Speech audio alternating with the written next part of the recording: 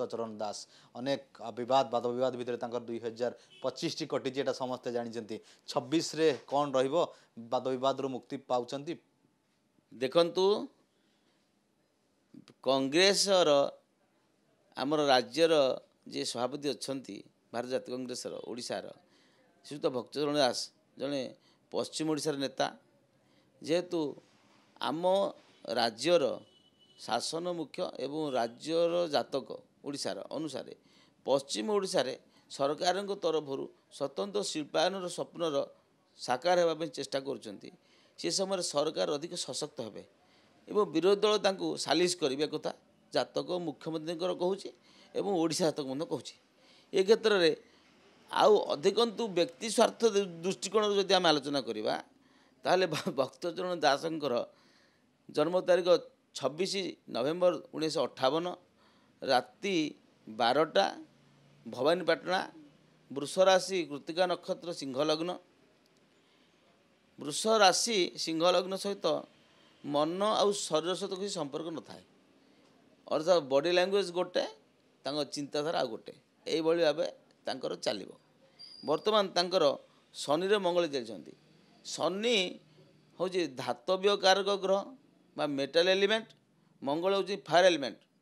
अर्थात तो शनि आ मंगल भितर कौन समन्वय ना कारण जमी निआ सहित लुहार किसी संपर्क न थाए सेमिति शनि रे मंगल चलला समय व्यक्ति को एक विषयोग सृष्टि करता एवं जातक सिंह लग्न को सप्तमाधिपति शनि जेहेतु पंचम अच्छा सबु समय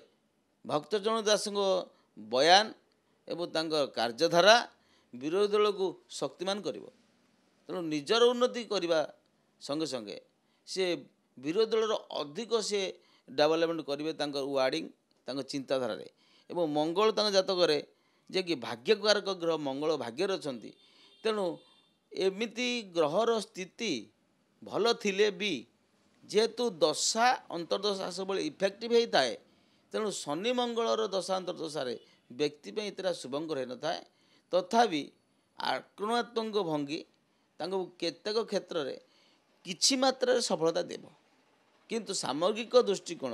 ओडिशा क्षेत्र में जब देखा सेमिति प्रभाव शून्य बोली कहू हम जय जगन्नाथ दल को केमिति आगु ने दल किछि रहिबो ना नहीं देखंतु जदि कांग्रेस दल कथा कहवा ताले भक्तचरण दास बेसी दिन तिष्टि पारु नाहंती कांग्रेस मुख्यमंत्री मुख्या कांग्रेस सभापति भाव में श्रीयुक्त भक्तचरण दासंकर कार्यधारा अनुसार बेसी समय से तिष्टि पारे ना जमीती कि वर्तमान शनि रे